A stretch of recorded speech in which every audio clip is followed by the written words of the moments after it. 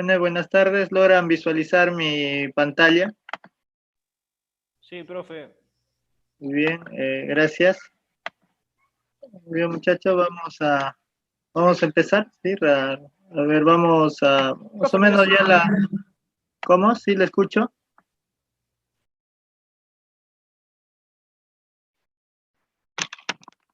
Ya, vamos a iniciar. Más o menos ya saben la temática. Primero un resumen, después tienen una evaluación, después indicamos la solución, ¿no? de dicha evaluación. Bueno, lo que se va a recordar en esta semana es referente al movimiento parabólico de caída libre, el movimiento circunferencial uniformemente variado y uniforme, y lo que es la primera condición de equilibrio, ¿sí? Lo vamos a indicar de manera puntual, ¿sí?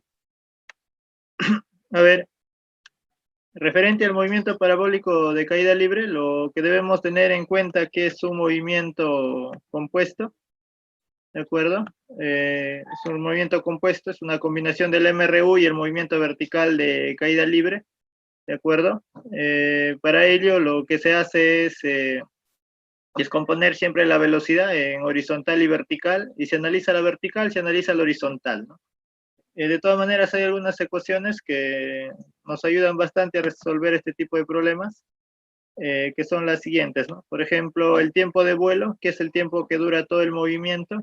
Ese tiempo se obtiene dividiendo esta rapidez vertical de lanzamiento, ¿no? Descomponemos la velocidad inicial, tomamos esta rapidez vertical de lanzamiento, lo dividimos entre la gravedad y lo multiplicamos por 2, ¿no? Eso nos da el tiempo de vuelo, ¿no? La altura máxima es esta rapidez vertical de lanzamiento, lo elevamos al cuadrado y lo dividimos entre 2 veces la gravedad, ¿no?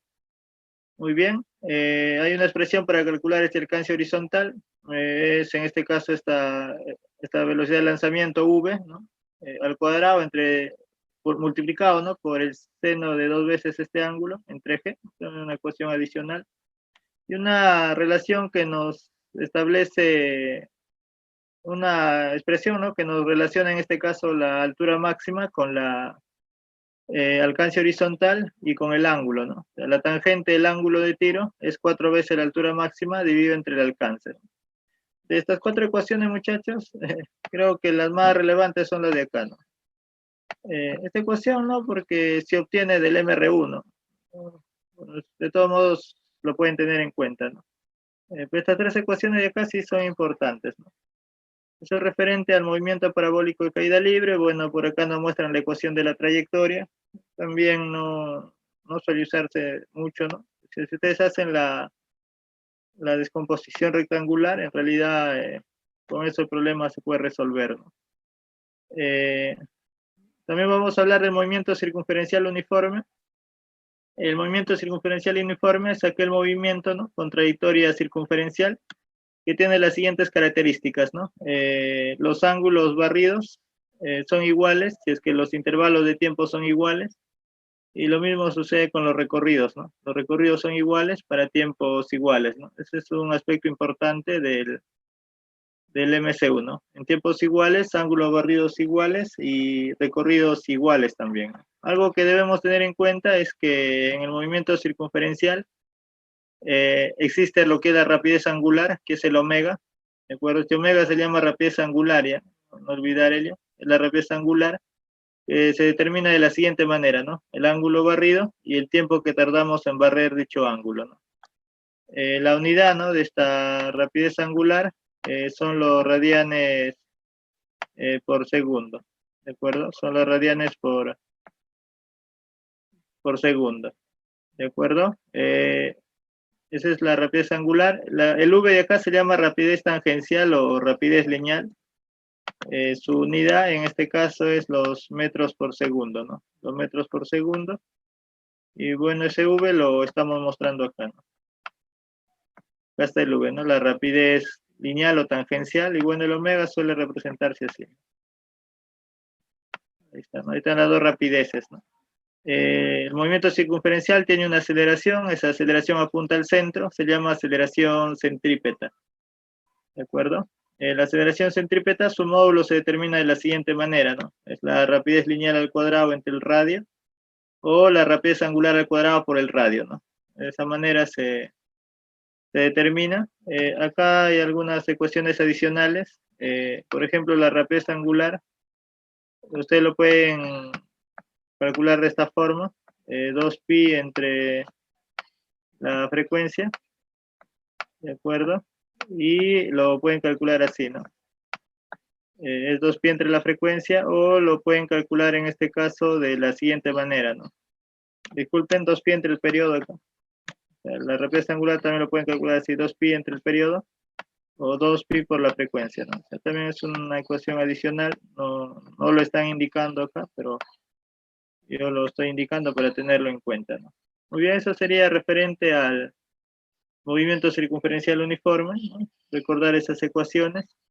Y bueno, también está el movimiento circunferencial uniformemente variado, ¿no?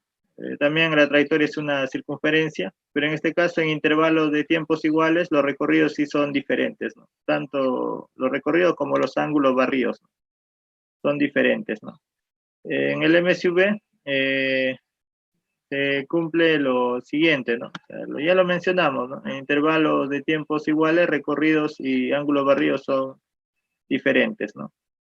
Debemos tener en cuenta que en el MSV no solo hay aceleración centrípeta, sino también hay aceleración tangencial, ¿de acuerdo? Hay dos aceleraciones. En el MSU solo existía aceleración centrípeta, ¿no? En el MSV existe aceleración tangencial también, o sea, aceleración centrípeta y aceleración tangencial.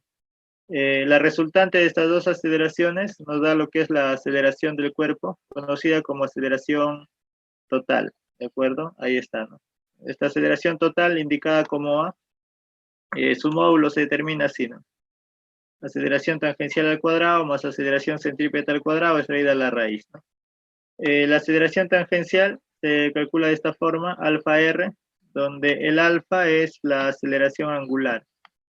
La aceleración angular, sus unidades son los radianes por segundo al cuadrado. Eso hay que tener en cuenta, ¿no? La aceleración tangencial, ustedes lo pueden calcular de la siguiente manera, ¿no? La aceleración tangencial es la aceleración angular por el radio de la trayectoria, ¿no? Las ecuaciones que rigen este movimiento son similares a las del MRV, ¿de acuerdo? Si ustedes tienen un cuerpo, ¿no?, que experimenta un MCU, angularmente se cumplen estas ecuaciones, ¿no? La rapidez final es igual a la rapidez angular inicial más menos la aceleración angular por el tiempo, ¿no? Una ecuación similar a la del MRV.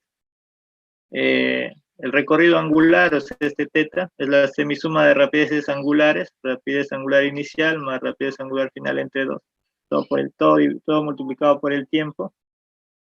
También podemos calcular el recorrido angular de la siguiente manera, el teta, rapidez angular inicial por el tiempo, más o menos, aceleración angular por tiempo al cuadrado entre 2. Y también podemos usar esta relación, ¿no? Rapidez angular final al cuadrado igual a rapidez angular inicial al cuadrado, más o menos 2 veces la aceleración angular por el teta, ¿no? Muy bien, más cuando la rapidez aumenta, menos cuando la rapidez disminuye, ¿no? ¿De acuerdo? Eso hay que tener en cuenta. En este caso, también es importante recordar lo siguiente, ¿no? Si yo quiero la rapidez lineal inicial, esa rapidez inicial, o sea, este v de acá, lo puede calcular así, ¿no? Como la rapidez angular inicial por el radio, ¿no? Si quieren calcular la rapidez tangencial final, el v sub f, el v sub f lo pueden calcular así, ¿no? La rapidez angular final por el radio. El recorrido ese, muchachos, o sea, todo este recorrido, ¿no?, toda esta longitud de arco, lo pueden determinar por la geometría también, teta r, ¿no? También, o sea, ustedes pueden usar estas ecuaciones, pero después pueden calcular otros parámetros también, ¿no?, si sean necesarios. Y la aceleración tangencial acá lo tienen, ¿no?, alfa r, ¿no? De todos estos parámetros, si ustedes lo multiplican con r, podemos conocer estos valores, ¿no?, estos valores. Eso es referente al MSV, muchachos. Las ecuaciones son similares a las del MRV, ¿no? Solo que acá se habla de rapidez angular, recorrido angular, aceleración angular, ¿no? Las ecuaciones son similares, ¿no? Y muchachos, por último, la parte de estática, que en este caso la estática es la parte de la física que estudia las condiciones de equilibrio, ¿de acuerdo? En este caso el equilibrio de traslación. En términos generales, ¿no? La estática estudia lo que es el equilibrio. En este caso nosotros tenemos un caso particular de equilibrio, que es el equilibrio de traslación, donde se tienen dos comportamientos, ¿no? Se tiene el reposo o el MRU, ¿no? O sea, ambas situaciones se cumplen, ambos son un estado de equilibrio, ¿no? Un cuerpo en reposo o que se mueva con MRU es un estado de equilibrio, ¿no? En este caso, para que se cumpla el equilibrio, hay aspectos que debemos tener en cuenta. En este caso, es el comportamiento de las fuerzas sobre los cuerpos. Lo primero un aspecto que se puede cumplir es que las fuerzas sean paralelas, o el otro es que sean concurrentes, ¿de acuerdo? Y si hacemos la suma vectorial de las fuerzas, ello nos debe dar cero, ¿no? Eso es lo que plantea la primera condición de equilibrio, ¿no? O sea, un cuerpo está en reposo o en MRU si las fuerzas cumplen estos aspectos, ¿no? Son fuerzas paralelas o son fuerzas concurrentes, pero cuando se hace la suma vectorial de dichas fuerzas, o sea, cuando se calcula la resultante de dichas fuerzas, el resultado debe ser cero, ¿no? De manera práctica, suele trabajarse así, ¿no? Si tomamos como referencia el eje horizontal y el eje vertical, la suma de fuerzas, ¿no?, que van a la derecha debe ser igual a la suma de fuerzas que van a la izquierda, ¿no? La suma de fuerzas que van hacia arriba es igual a la suma de fuerzas que van hacia abajo, ¿no? Eso se cumple como de manera práctica, ¿no? ¿De acuerdo, muchachos? Eso se cumple de manera práctica. No sé si tienen alguna consulta o alguna duda, muchachos. He tratado de ser lo más breve posible con el resumen, sobre todo para que tengan la noción, ¿no?, de las ecuaciones que debemos recordar, ¿no?, para resolver los problemas. A ver, muchachos, ¿alguna duda, alguna consulta? Si no, para que ya puedan acceder a su práctica dirigida, ¿no?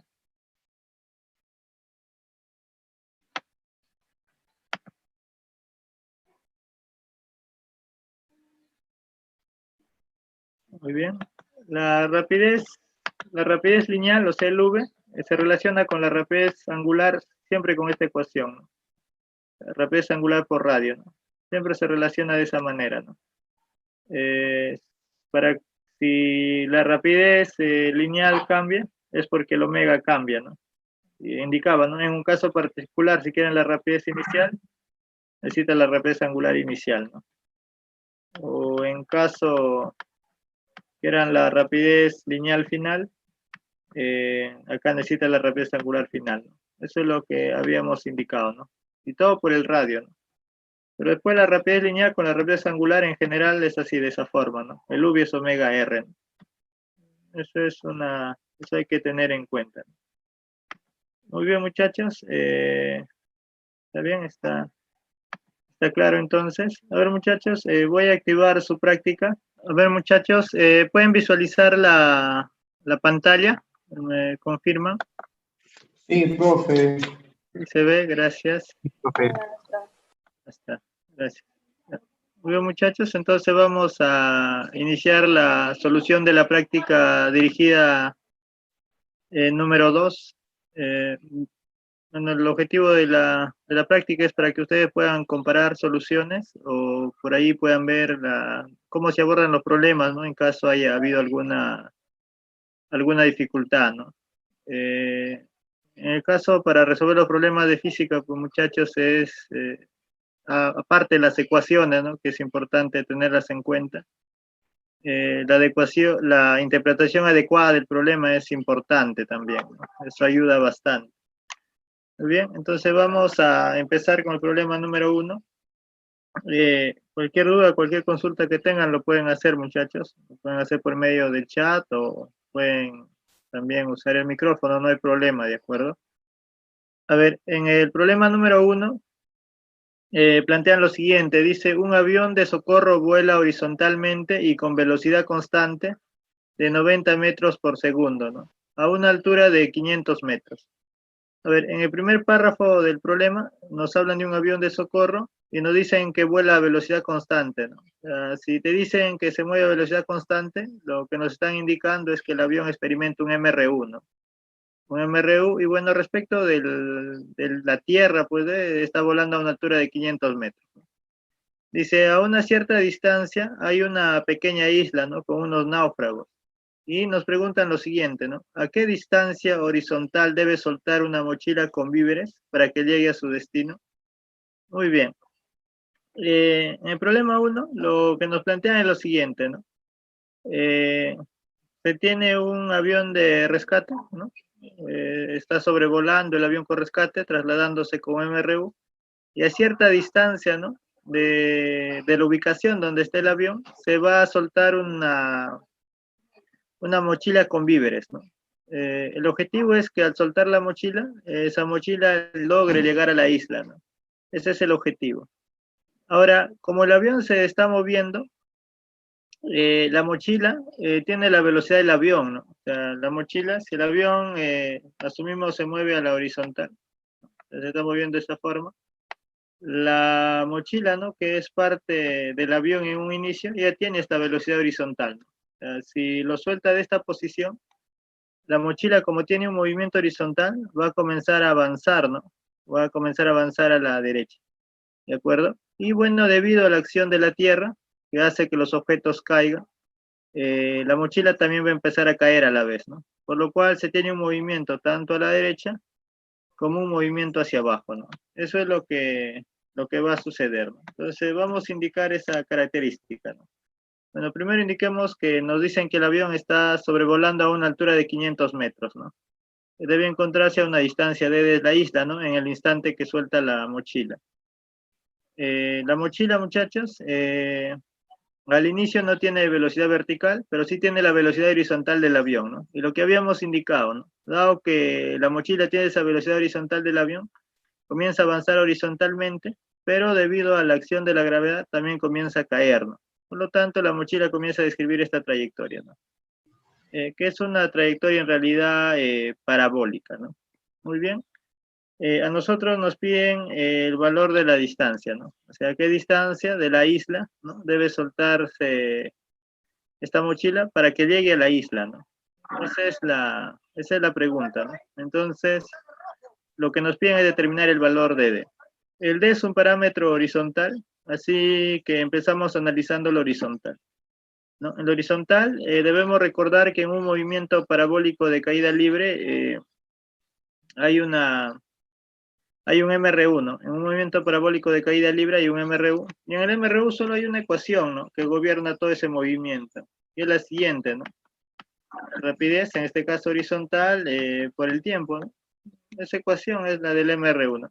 Y eso es lo que podríamos plantear acá en lo horizontal, ¿no? La distancia D que nos piden calcular es esa rapidez horizontal, pues, por el tiempo, ¿no? Bueno, la rapidez horizontal lo conocemos, muchachos, es 90, pero el tiempo sí no se conoce, ¿no? Pero de todo modo vamos a hacer el reemplazo y la distancia nos quedaría 90t, ¿no? 90t. Muy bien. Como podemos notar, para resolver este problema necesitamos conocer el tiempo, ¿no? A ver, esta expresión lo vamos a llamar 1 y tendríamos que determinar el valor del tiempo.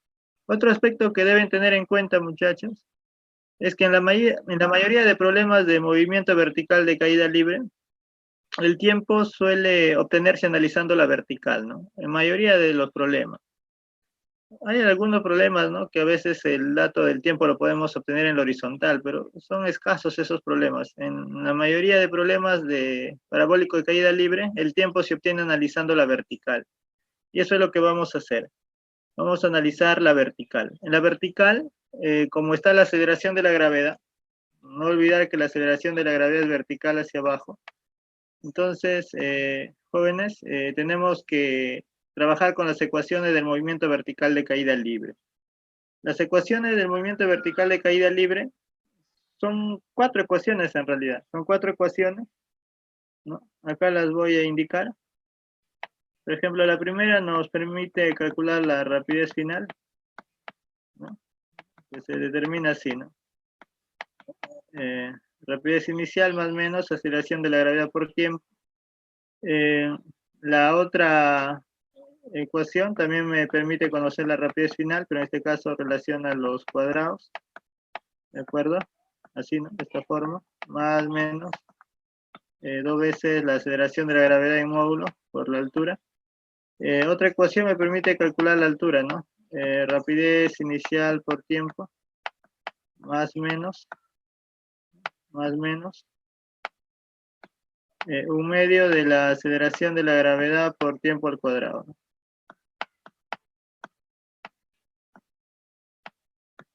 Muy bien. Rapidez inicial por tiempo, más o menos un medio de aceleración de la gravedad por tiempo al cuadrado, ¿no? Y la otra ecuación, pues, también permite conocer la altura. En este caso es la rapidez inicial más la rapidez final entre 2 por el tiempo, ¿no? Bueno, acá siempre va más, ¿no? Acá no va más menos, acá siempre es más. Muy bien, esas son las ecuaciones de movimiento vertical de caída libre. ¿Por qué enumero estas ecuaciones, muchachos? Porque cuando ustedes resuelven un problema de movimiento vertical de caída libre, o analizan la vertical, ¿no? En un movimiento parabólico, estas ecuaciones se escogen de acuerdo a los datos que uno tiene, ¿no? Es por eso que es importante tener como referencia siempre estas ecuaciones. Si ustedes analizan los datos verticales, se tiene la altura es un dato vertical, se tiene la aceleración de la gravedad, por la aceleración de la gravedad para nosotros debe ser un valor conocido. Lo que sí debemos tener en cuenta es que para este problema se está considerando la gravedad de 10 metros por segundo al cuadrado, ¿no? En un examen de admisión, si es que no le dan la aceleración de la gravedad, trabájenlo con 9,8, ¿ya? Y ese es el valor más exacto, ¿no? En realidad, de la aceleración de la gravedad, ¿no? Pero bueno, por la alternativa del problema, inmediatamente nos hace pensar que esta gravedad es 10, ¿no? Entonces, ese es el valor que vamos a considerar. O sea, la aceleración de la gravedad es conocida, se tiene la aceleración, se tiene la altura, se tiene la rapidez inicial en la vertical.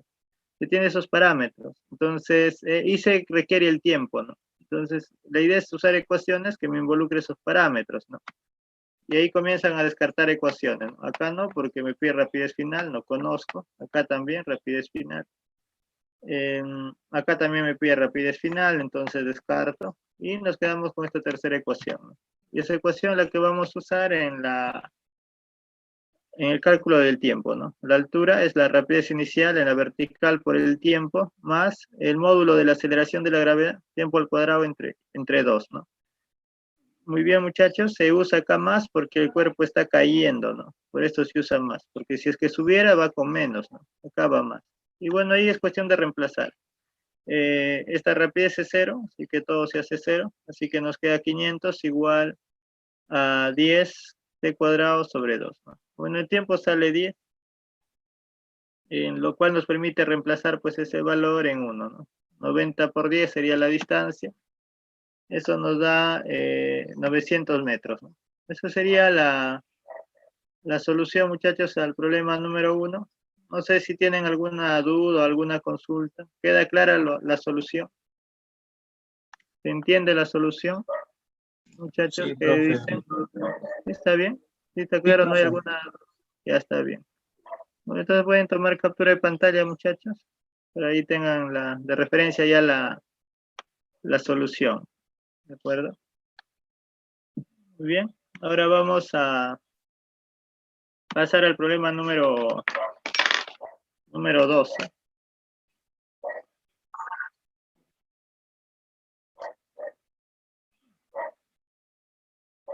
Muy bien. Vamos a pasar al problema 2. A ver, en el problema 2 nos plantean lo siguiente, ¿no? Ahora, dice, desde el piso se lanza un proyectil con una velocidad de 50 metros por segundo y con un ángulo de lanzamiento de 53 grados, ¿no? Determine la altura máxima y el alcance horizontal respectivamente. Muy bien. En el problema nos plantean lo siguiente, ¿no? Se tiene un proyectil, el cual se va a lanzar con una velocidad cuyo valor es 50 metros por segundo y forma con la horizontal 53 grados, porque el ángulo de lanzamiento es el ángulo que forma siempre la velocidad con la horizontal, ¿de acuerdo? Eso es 53 grados. Dentro de un campo gravitatorio sin resistencia del aire, la trayectoria que describe en este caso el proyectil, ¿no? Que sale con esa velocidad debe ser una parábola, ¿de acuerdo? Hay una parábola, hay una parte más elevada de la trayectoria, cuando el cuerpo está en esa posición es porque ha alcanzado su altura máxima, y bueno, horizontalmente va desde este punto a este punto, ¿no? La separación de esos dos puntos es el alcance horizontal, ¿no? Nos piden determinar el valor de este alcance y el valor de esta, nos piden, disculpen, el valor de esta altura máxima y el valor de este alcance, ¿no? La altura máxima, bueno, es un parámetro vertical, debe obtenerse analizando la vertical, y la distancia se obtiene analizando la horizontal, ¿no? Es una forma de solución.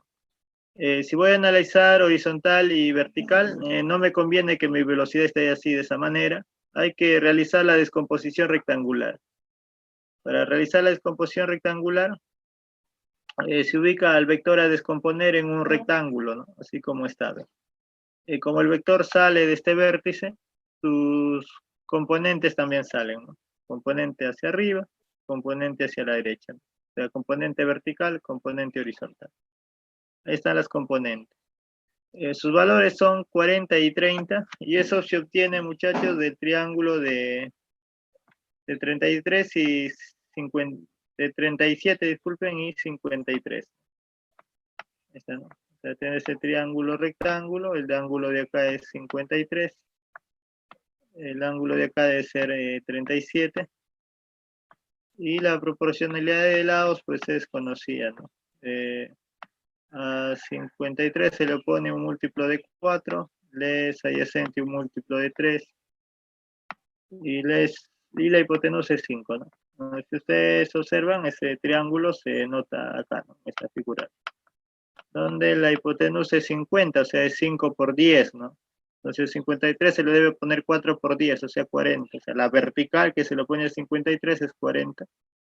Y el otro es 3 por 10, pues, ¿no? 30, ¿no? De ahí se obtienen, muchachos, esas componentes. Cuando se hace la descomposición, con este vector ya no vas a trabajar. Se trabajan con las componentes, ¿no? Muy bien. Vamos a determinar la altura máxima analizando la vertical. En la vertical, esta altura máxima se obtiene tomando esta rapidez vertical de lanzamiento, elevarla al cuadrado y dividirlo entre 2 veces la gravedad. Así se determina esa altura máxima. Toma la rapidez vertical de lanzamiento, por así decirlo, elevas al cuadrado y lo divides entre 2 veces la aceleración de la gravedad, ¿no? Es decir, quedaría 40 al cuadrado entre 2 por 10, ¿no? Muy bien, eso sale 80 metros, muchachos. Ahí está la solución, ¿no? Muy bien. Para determinar en este caso la distancia, vamos a calcular el tiempo de vuelo, porque saben que la distancia, como es un parámetro horizontal, se calcula con la ecuación del MR1. Rapidez por tiempo. ¿Qué tiempo? El tiempo que tardamos en llegar de esta posición hasta esta posición, ¿no? Y a ese tiempo se llama tiempo de vuelo, ¿no? La rapidez horizontal lo tenemos, si se conoce, es 30, pero el tiempo de vuelo no lo conocemos, pero lo podemos calcular, ¿no? Esto se calcula así, ¿no? 2 veces esta rapidez inicial sobre g, ¿no? Sería 2 por 40 entre 10, que da 8 segundos. ¿Listo? Después analizamos la horizontal y nos quedaría así, ¿no? La distancia, rapidez horizontal por tiempo. La rapidez horizontal es 30, el tiempo es 8. Esa distancia es 240 metros. Eso sería la solución, ¿no? Muy bien, muchachos, entonces esa sería la solución del problema 2. La alternativa sería la D. La alternativa sería la D, muchachos. ¿Queda claro la solución del problema 2? ¿O alguna duda, muchachos, ahí en ese problema?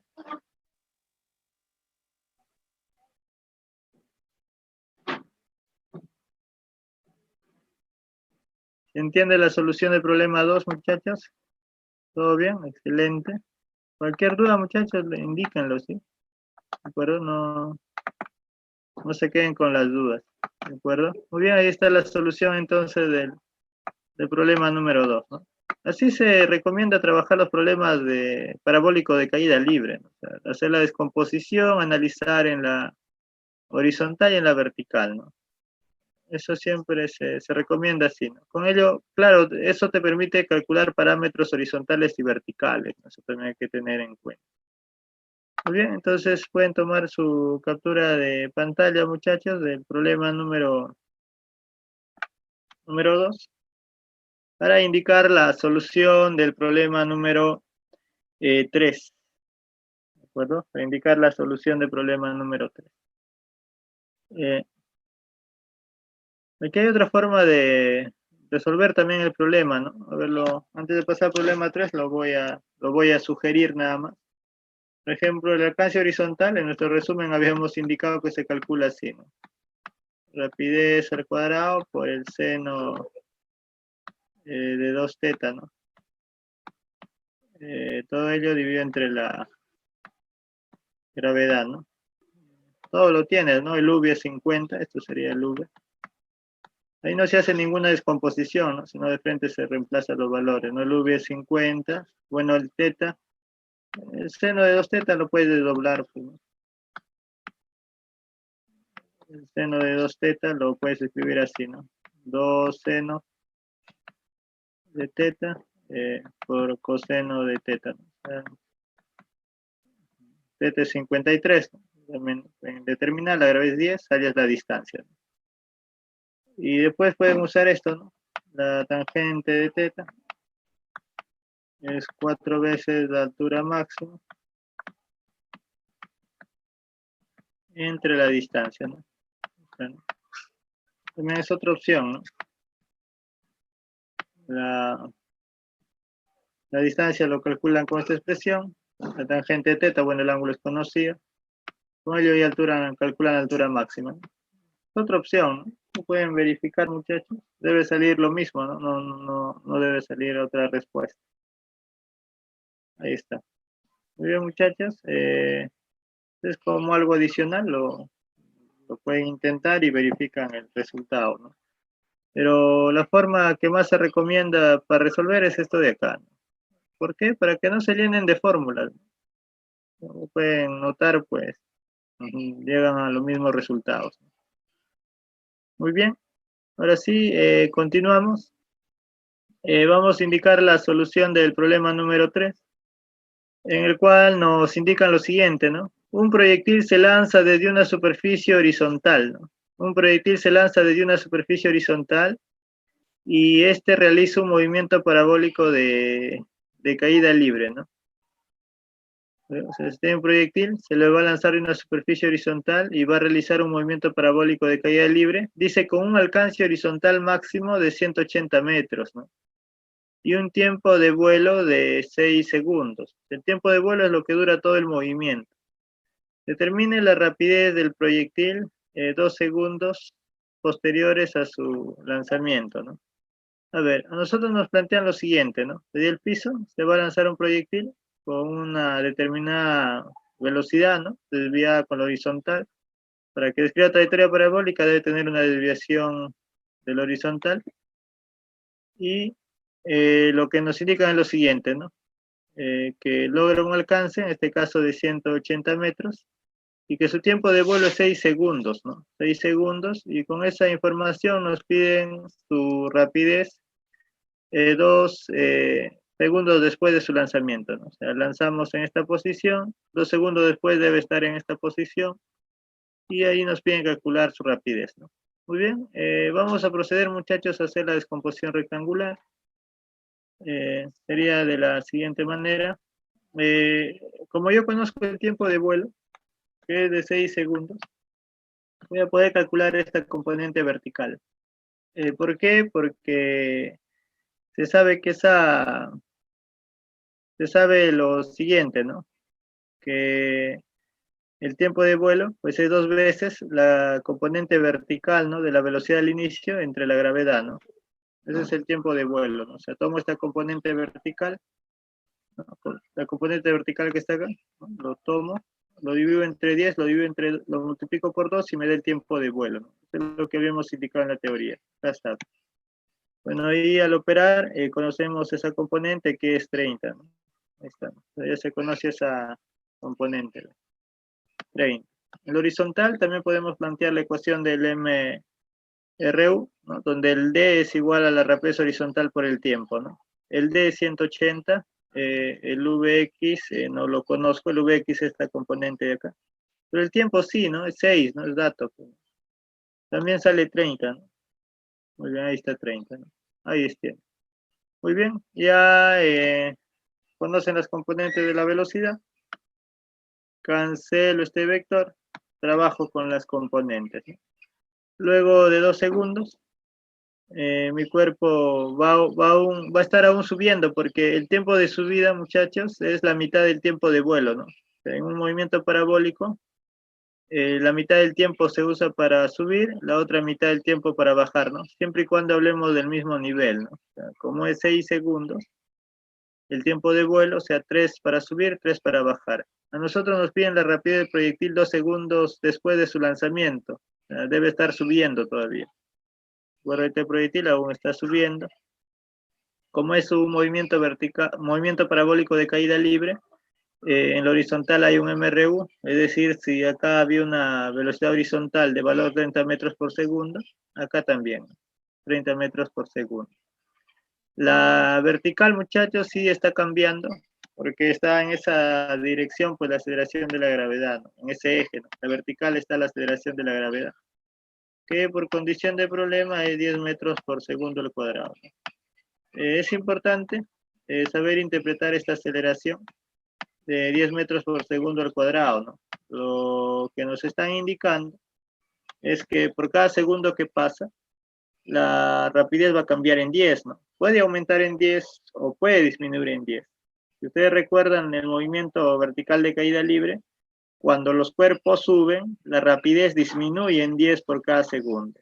Es decir, si acá tenemos 30 metros por segundo en la vertical, luego de un segundo debe haber reducido a 20, ¿no? Reduce en 10. Y luego de un segundo después, de 20 debe haberse reducido a 10. A ver que va reduciendo 10 en 10. O sea, pasa un segundo, 20, pasa un segundo, 10.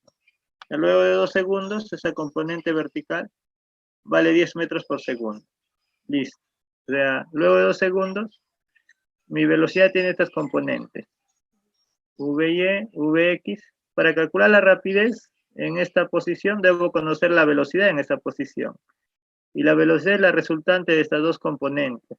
Trazo paralelas a ambos vectores, ¿no? Paralela horizontal, paralela a la vertical, y mi resultante estaría aquí en la diagonal, ¿no? Y ahí está. El tamaño de este vector, es el que me piden, esa es la rapidez, pues el tamaño de ese vector. Y eso se obtiene con el teorema de Pitágoras, ¿no? El v sería vx al cuadrado más vy al cuadrado, ¿no? Sería 30 al cuadrado más 10 al cuadrado, todo extraído a la raíz, y eso nos da 10 raíz de 10 metros por segundo. La alternativa a la D al problema número 3. Esa es la solución, muchachos, al problema 3. No sé si hay alguna consulta, alguna duda, está clara la solución.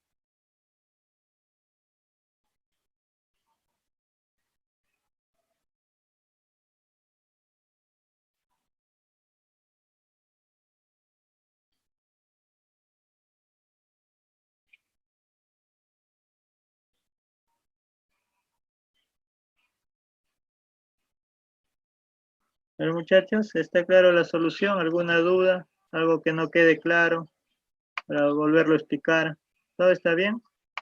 Está bien, muchachos. Entonces, no se queden con las dudas, muchachos. Sobre todo que tal vez algunos van a postular en el examen de abril, ¿no? San Marcos va a hacer examen en abril. No tiene lógica que vayan con dudas, ¿no? Y tal vez un poco intranquilo, ¿no? Por el examen, ¿no? Pero con lo que sabemos siempre seguros, ¿no? Muy bien, muchachos. Entonces, esa es la solución del problema número 3. Continuamos, ¿de acuerdo? Continuamos entonces. Vamos con la solución del problema número 4. A ver, ¿de qué tema, muchachos, es el problema 4? ¿Me ayudan? ¿Qué tema es?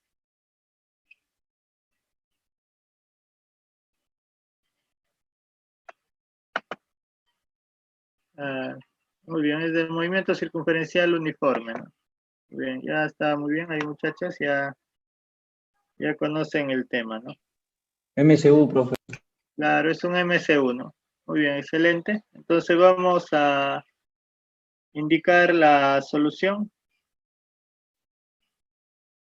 A ver, en el problema nos plantean lo siguiente, dice, un satélite de comunicaciones gira alrededor de la Tierra, completando un ciclo aproximadamente en 90 minutos, ¿no? Entienda ese ciclo como una vuelta, ¿de acuerdo?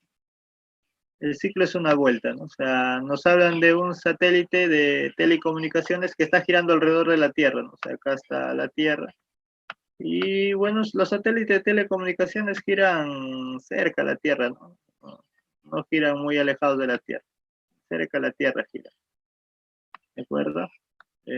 Por lo general, los satélites de telecomunicaciones sirven para señales de GPS, ubicación. Ahí están. Está girando alrededor de la Tierra y bueno, para que dé una vuelta tarda 90 minutos, ¿no? O sea, giran rapidísimo, ¿no?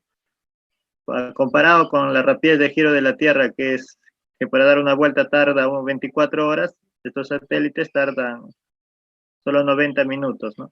Ahora dice lo siguiente, ¿no? Suponiendo que su órbita es circular, que el radio de la Tierra en este caso es de 6.370 kilómetros y que la altura media, ¿no?, del satélite sobre la superficie de 280 kilómetros, determine el módulo de su velocidad tangencial. Muy bien. O sea, el módulo de la velocidad tangencial es la rapidez tangencial, ¿no? O sea, nos piden el V, ¿de acuerdo? Nos piden el V. Muy bien. Entonces, muchachos, vamos a resolver el problema. Entonces, esa es la solución del problema. Nos piden la rapidez tangencial. Bueno, ahí tenemos al planeta Tierra. Y bueno, alrededor del planeta, que tiene un radio de 6.370 kilómetros, está orbitando un satélite, ¿no? La altura a la cual orbita el satélite es de 280 kilómetros. Bueno, el radio de la Tierra es mucho más grande, ¿no? Pero bueno, nos da una idea del esquema, ¿no? Entonces, de la superficie de la Tierra, la separación al satélite en todo momento va a ser 280 kilómetros, ¿no?, en promedio. Y el satélite gira de esa forma, ¿no? Muy bien, a nosotros nos dan un dato importante, que el tiempo que tarda el satélite, ¿no?, en dar una vuelta completa es aproximadamente 90 minutos. Lo que deben recordar, muchachos, es que el tiempo para dar una vuelta recibe el nombre de periodo, ¿de acuerdo? En un movimiento circunferencial, el tiempo que tardamos en dar una vuelta recibe el nombre de periodo. O sea, acá nos dan de dato el periodo. Vamos a indicar con otro color para un poco más decente. Acá de dato nos dan el periodo. Ese periodo es de 90 minutos. ¿De acuerdo? Ese periodo es de 90 minutos. Ahí está. 90 minutos. Muy bien. Ahora, si ustedes observan las unidades, en las unidades no aparecen minutos, no aparecen segundos. Por lo cual, ese periodo se debe pasar a segundos, ¿ya? Eso es necesario. Por las unidades de las respuestas, ¿no? Entonces, acá tendríamos 90. ¿Y qué hacemos, muchachos, para pasarle a minutos? A ver, ¿qué hacen, muchachos, para pasar esos 90 minutos a segundos? Lo tengo en... Por 60, profe.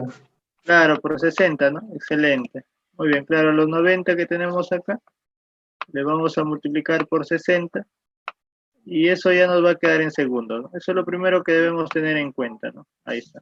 En nuestro periodo en segundos es 90 por 60. Lo dejamos por ahora. Y ahora lo que nos piden es la rapidez tangencial, ¿no?, con la cual está girando. O sea, esa rapidez es el V, ¿no? El V es lo que nos piden. Muy bien. Ahora, si nosotros observamos los datos, nos dan de dato el periodo, pero el periodo no se relaciona de manera directa con el V, ¿no? Si ustedes recuerdan, había indicado yo en el resumen que la rapidez angular, así, la rapidez angular, La rapidez angular sí se relacionaba con el periodo a través de esta ecuación, ¿no? 2pi entre el periodo. Eso lo habíamos indicado en nuestro resumen, ¿no? 2pi entre el periodo nos da la rapidez angular. O sea, yo con este dato, puedo conocer la rapidez angular. Pero yo puedo llegar a conocer a partir de esta rapidez angular el v. Claro que sí, ¿no? Solo necesito conocer el radio. Y para eso me dan de dato estos segmentos, pues, ¿no? Entonces nosotros nos vamos a apoyar en esta ecuación, ¿no? La rapidez lineal o tangencial es la rapidez angular por el radio de la trayectoria. ¿De acuerdo? ¿Hay forma de calcular mi omega? Claro, hay forma. Es 2pi entre el periodo. Y el periodo es dato. Y el radio es la distancia pues, que existe del centro, ¿no? De la Tierra hacia la ubicación, hacia el borde de la trayectoria, pues, el radio. Todo esto es el radio, pues que es evidentemente la suma de estos dos valores, pues, ¿no? ¿De acuerdo? Entonces, el radio también se puede conocer y con ello el problema está resuelto, ¿no? Solo tenemos que hacer la parte operativa. Bueno, ahí reemplazamos, ¿no? El omega es 2pi entre el periodo y lo que habíamos indicado, ¿no? El radio es la suma del radio terrestre más la altura, ¿no? A la cual vuela el satélite respecto a la superficie de la Tierra. Acá se está trabajando en metros, así que nos conviene, ¿no? Que el radio de la Tierra, muchachos, esté en metros, ¿no? En este caso tenemos 6.370 kilómetros, pero no olvidar pues que el kilo, este kilo de acá, es 1000, pues, ¿no? O sea, todo por 10 al cubo, ¿no? Todo por 10 al cubo. Y eso nos va a quedar en metros, ¿ya? Lo mismo hacemos con la altura, ¿no? Que es 280 kilómetros en este caso. Tenemos 280 kilómetros, pero no olvidar que el kilo es 1000, ¿no? O sea, sería 280 por 1000, ¿no? O sea, por 10 al cubo, ¿no? Todo en metros, ¿no? Eso es lo que debemos tener en cuenta. O sea, con estas expresiones vamos a trabajar ya. Es un problema donde hay que tener cuidado con las unidades. Ahora sí, el v nos va a quedar así. 2 por pi, bueno, la aproximación que está usando el autor de la solución del problema es esta aproximación para pi, ¿no? 3,1415,9, ¿no? La aproximación más similar es 3,1416. Todo dividido entre el periodo, que es 90 por 60, ¿no? Porque lo está pasando a segundos. Y esto sería 6.370 más 280, todo por 10 al cubo, dado que lo estamos pasando a metros. Muy bien, bueno, al hacer ahí la operación, sale 7.737,62 metros por segundo. Bueno, no nos sale una clave precisa, pero la más próxima es la A, ¿no? Entonces ahí la solución al problema 4 sería la alternativa A, ¿no? Aproximando ahí. Bien, muchachos, entonces sería la solución. ¿Se entiende, muchachos, la solución del problema 4? Sí, profe. Sí, se entiende, excelente. Muy bien, muchachos, entonces pueden tomar captura de pantalla, ¿no? De ese problema para indicar la solución del problema número 5, ¿no? La solución del problema número 5.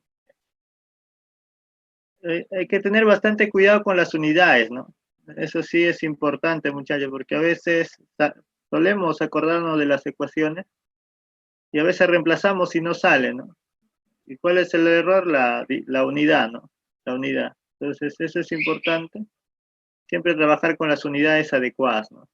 Tener claro, pueden hacer la conversión antes de reemplazar, o pueden hacerlo después, ¿no? Pero siempre deben tener en cuenta en qué unidades están trabajando. Eso sí es importante. ¿De acuerdo? Muy bien, muchachos. Ahí tenemos entonces la solución del problema número 4, ¿sí? A ver, pasamos a la solución del problema número 5. Veamos acá. El problema 5 dice, la altura de los acrogeneradores. Los acrogeneradores actualmente se usan para generar corriente eléctrica a partir de la fuerza del aire, ¿no?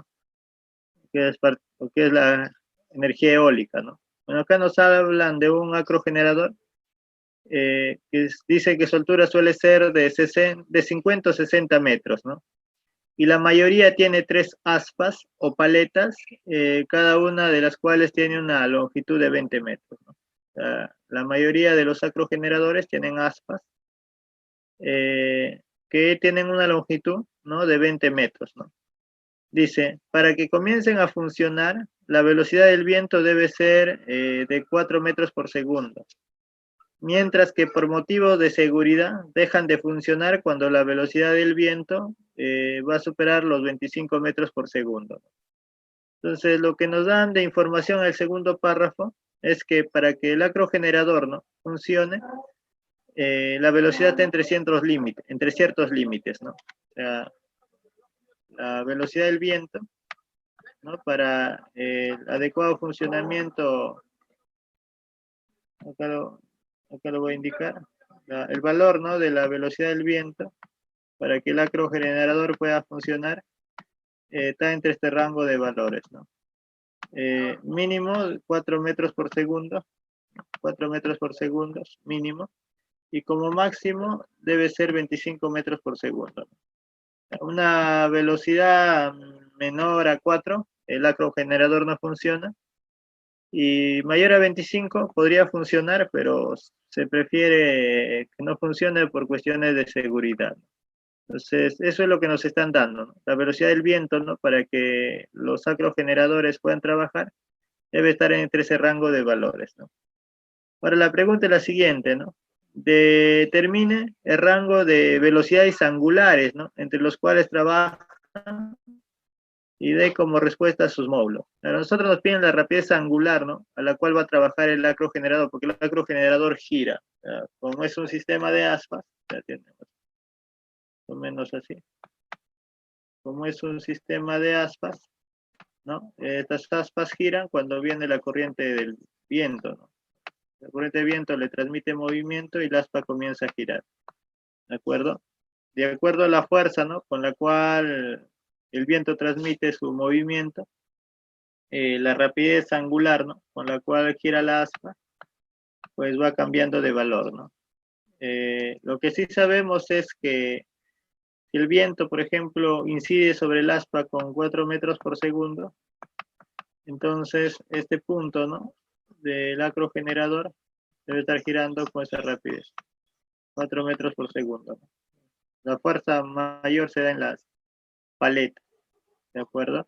En los extremos de las paletas, ¿no? Y en caso el viento, en ese caso, por esos 4 metros por segundo, debe haber una velocidad angular, ¿no?, 1, ¿no? Si la rapidez cambia, esta rapidez angular cambia también. Entonces a nosotros nos piden en qué rangos debe estar la rapidez angular para el adecuado funcionamiento del acrogenerador, ¿no? Muy bien, vamos a plasmar entonces la solución, ¿de acuerdo? Muy bien. Tiene rango de velocidades angulares entre los cuales se mueve el acrogenerador, ¿no? Tenemos ahí el acrogenerador. Acá es un acrogenerador de 4 aspas. No hay problema, no influye mucho el número de aspas. Bueno, la trayectoria que describe, ¿no?, los extremos de los acrogeneradores, ¿no?, los extremos de las aspas es una trayectoria circunferencial. Como las aspas miden una longitud de 20 metros, el radio, ¿no?, de giro en este caso es de 20 metros, ¿no? Muy bien. Lo que vamos a hacer para resolver el problema es lo siguiente, ¿no? Se sabe que la rapidez lineal es la rapidez angular por el radio, ¿no?, o el valor de la velocidad angular por el radio. Muy bien. En este caso, cuando el viento incide, ¿no?, con 4 metros por segundo, debe tenerse una determinada rapidez angular, ¿no? Como estamos incidiendo con el mismo valor, tendríamos la rapidez angular mínima, ¿no? Y cuando el viento incide, ¿no?, con el mayor valor de su velocidad, o sea, cuando es 25, debemos tener acá un nuevo valor de la rapidez angular, ¿no?, que sería en este caso el mayor valor. Entonces, lo que vamos a hacer es calcular ese valor mínimo y ese valor máximo, ¿no? Entonces, para cuando el viento tiene una velocidad cuyo valor es 4 metros por segundo, entonces ahí debe haber una rapidez angular 1, ¿no? Y se cumple esta ecuación, pues, la rapidez es 4, ¿no? O sea, la velocidad del viento es 4. Me interesa el valor de la velocidad angular para esa rapidez, sería omega 1, y eso le multiplico por el radio, ¿no? Del agrogenerador de sus aspas, que es 20, ¿no? Eso sale 0,2 radianes por segundo, ¿no? Cuando el viento es 25, lo mismo, reemplazamos en esta ecuación, sería 25 igual a un omega 2 por 20, ¿no? Ahí sale 1,25 radianes por segundo, ¿no? Este es el valor mínimo, este es el valor máximo, entonces ya sabemos entre qué rangos están nuestras rapideces angulares, ¿no? Mínimo toman este valor, 0,2, y como máximo pueden tomar este valor, ¿no? 1,25 radianes por segundo, ¿no? Muy bien, con ello ya tendríamos la solución del problema número 5, ¿no? Muy bien, la alternativa sería la D. Muchachos, no sé si hay alguna consulta referente a este problema.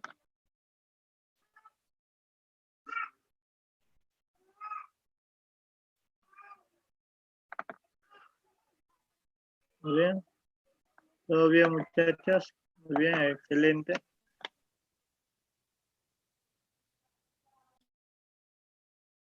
Bueno, esa es la solución entonces del problema número 5.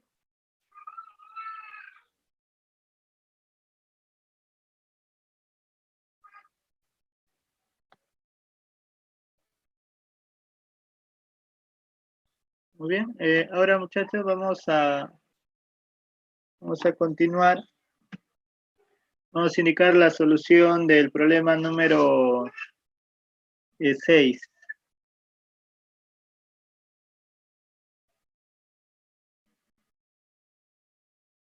Vamos a indicar la solución del problema número 6.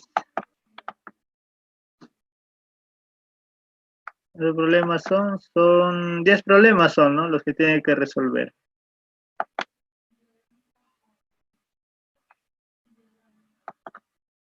A ver, en el problema número 6 nos plantean lo siguiente, ¿no?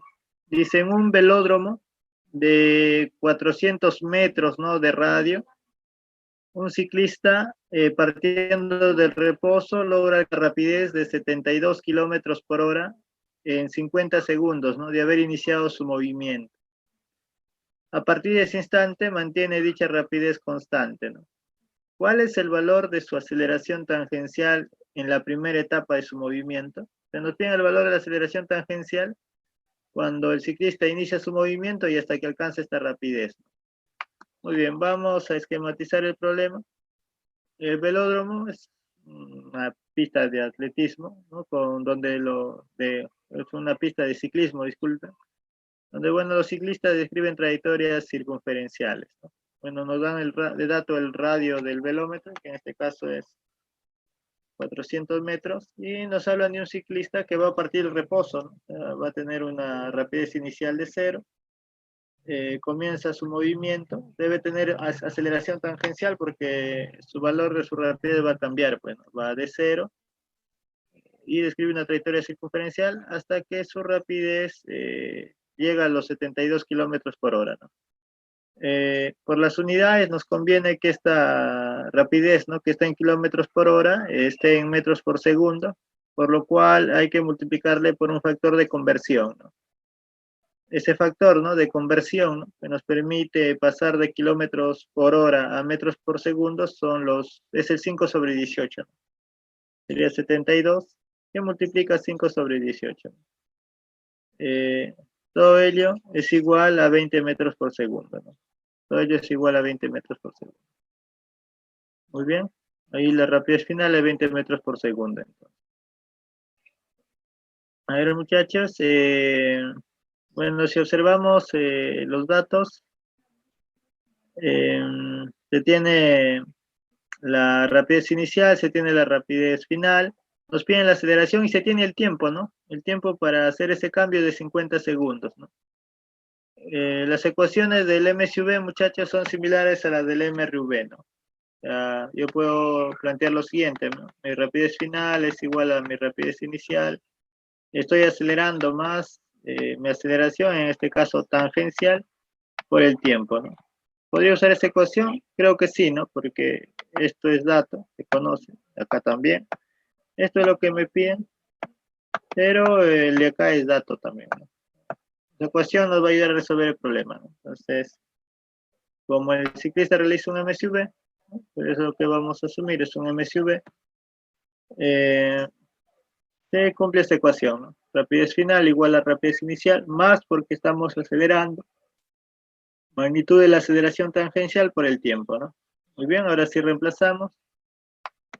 Estamos trabajando en unidades del sí, la aceleración no debe salir en metros por segundo, ¿no? La rapidez final es 0, rapidez inicial es, disculpen, la rapidez final es 20, la rapidez inicial es 0, más el módulo de la aceleración tangencial, todo por el tiempo que es 50, ¿no? Bueno, acá queda 20 igual a la aceleración tangencial por 50, o sea, queda 2 quintos, ¿no? 2 quintos que es 0,4, ¿no? 0,4 metros por segundo al cuadrado sería la aceleración del ciclista, muchachos. La alternativa, ¿no? El problema 6 es la alternativa C. Ahí está, esa es la solución del problema 6. Muy bien, muchachos, queda claro la solución. ¿Se entiende la profe. solución? Sí, ¿no? Bien explicado. Muchachos, acá no, el dato del radio es un dato distractor, ¿no? Para lo que piden no se usa, ¿no? Acá una dificultad siempre con la mayoría de estudiantes, ¿no? Piensan que siempre se usan todos los datos, ¿no? Cuando en realidad no es así, ¿no? Y hay varias preguntas de examen de admisión que vienen datos que no se usan a veces, ¿no? También hay que familiarizarse con ese tipo de problemas, ¿no? A veces en el colegio, ¿no? O en los mismos textos preuniversitarios, ¿no? Siempre encuentras problemas donde usas todos los datos usas. Y nos acostumbramos a trabajar de esa manera, ¿no? Y cuando hay problemas, ¿no? Donde nosotros hallamos una solución sin usar todos los datos, eh, dudamos, ¿no? ¿Estará bien lo que he hecho? Porque no he usado el 400, ¿no? ¿Dónde estará, no? A veces genera esa duda, ¿no? Entonces, hay que tener en cuenta que hay problemas donde no se usan todos los datos y son distractores también. En los exámenes de admisión suelen plantear problemas así, ¿no? De esa forma. No sé si lo hacen de manera intencionada o, o tal vez la forma de solución que plantea el autor del problema requiere de ese dato, ¿no?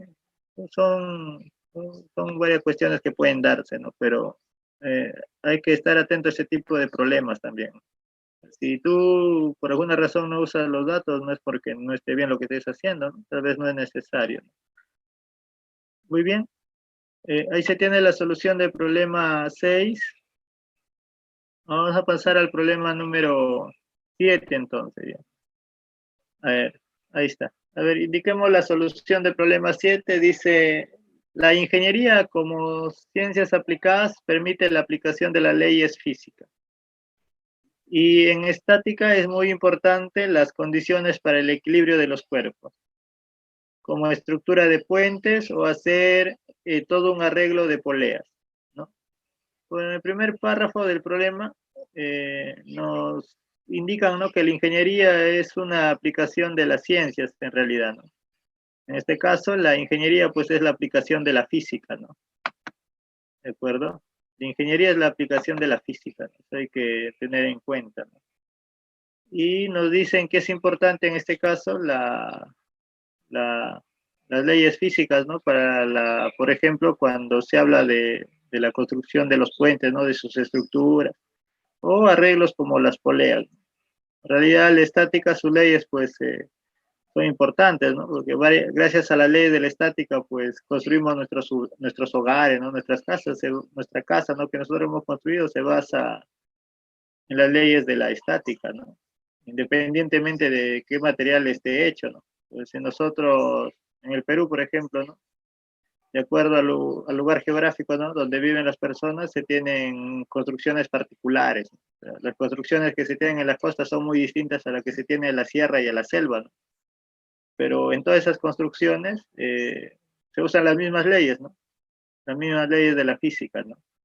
Desde una casa construida tal vez de adobe, ¿no? usa la misma ley de la física para construir un rascacielos, ¿no? Por ejemplo, en Estados Unidos.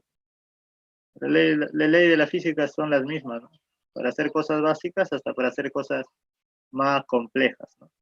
Muy bien, eso es lo que de alguna otra manera nos indican en el primer párrafo, ¿no? Después indican lo siguiente, ¿no? El problema indica en el último párrafo, ¿no? Comienza, ¿no? Dice, si utilizamos las poleas mostradas para mantener en equilibrio mecánico una carga de 1200 newtons, que nos están dando el peso de la carga. Dice, determine la tensión de la cuerda B, ¿no? Me piden la tensión de esta cuerda, considerando que las poleas son ideales. A ver, muchachos, cuando nos dicen que son poleas ideales, no se considera la masa de la polea, ¿no? En el análisis. Y bueno, el objetivo es conocer esta fuerza de tensión. Bueno, hacemos la resolución. Ahí tenemos el sistema de poleas. En este caso me interesa la tensión de esta cuerda B. Es importante, muchachos, cuando se tiene un problema de estática, porque este es un problema de estática, porque el objetivo es que esta carga se mantenga en equilibrio, pues es un problema de estática. Entonces, cuando uno resuelve un problema de estática, es importante representar las fuerzas, ¿de acuerdo? Es importante representar las fuerzas. Una buena representación de fuerzas, el problema se resuelve, ¿no? Sin ninguna dificultad. En este caso me interesa conocer el valor de la tensión que soporta esta cuerda, ¿no? Por lo tanto, debo investigar con quiénes interactúa esta cuerda, ¿no? Y si observamos la figura, esta cuerda interactúa con la polea e interactúa con la carga, ¿no? E interactúa con la carga. Entonces podría hacer el SL de la polea para que se manifieste la tensión en esta cuerda, o de la carga también. O sea, cualquiera de ellos podría empezar haciendo mi diagrama de fuerza, ¿no? Pero en este caso vamos a empezar haciendo el diagrama de cuerpo libre de la polea ideal, ¿no? No se considera la masa de la polea porque es ideal, entonces no hay fuerza de gravedad, pero sobre la polea sí hay fuerzas de tensión, ¿no? Muchachos, para dibujar esas fuerzas de tensión de manera adecuada, se recomienda hacer los cortes imaginarios y tener en cuenta que las tensiones se dibujan pues del objeto que analizas a los cortes, ¿no? Si analizas la polea, tenemos una tensión al corte, ¿no? Hacia arriba. La otra tensión también hacia arriba, ¿no? Son del mismo valor, ¿no? Porque es la misma cuerda, ¿no? Si acá se tensa con 10 newton, acá también con 10. Un ejemplo, ¿no? Siempre que sea la misma cuerda, se tensa con el mismo valor. Y bueno, la otra tensión iría hacia abajo, ¿no? Ahí está. Iría hacia abajo. Y como el sistema está en equilibrio, muchachos, en el equilibrio se cumple lo siguiente, ¿no? La suma de fuerzas que van hacia arriba es igual a la suma de fuerzas que van hacia abajo, ¿no? Entonces, hacia arriba va T más T, ¿no? Hacia arriba en total va 2T. Hacia abajo también debe ir 2T para garantizar el equilibrio de la polea. Muy bien. Bueno, ya sabemos que la tensión en la cuerda es de 2T. El objetivo sería conocer T, ¿no? Analizando la polea no se obtuvo el valor de T. Se obtuvo esta relación, sí, pero no el valor de T. Entonces analizamos la carga, ¿no? Analizamos esta carga. Esa carga interactúa con esta cuerda, con esta cuerda, con esta porción de cuerda. Hay 3 interacciones con las cuerdas, debe haber 3 tensiones, las cuales se grafican al hacer el corte imaginario, ¿no? Y la otra interacción de la carga es con la fuerza con la tierra, ¿no? Se está actuando la fuerza de gravedad. Pues la carga está la fuerza de gravedad, muchachos, y están las fuerzas de tensión que se dirigen hacia arriba, ¿no? Hacia arriba. Tenemos la carga y las tensiones se dirigen hacia arriba, siempre hacia el corte, ¿no? En este caso la tensión acá esté, porque si ustedes observan, esta cuerda envuelve a la polea y luego llega la carga, ¿no? O sea, es la misma cuerda, ¿no? Si acá te tensabas con T, acá también. Acá el mismo razonamiento, ¿no? Esta es la misma cuerda.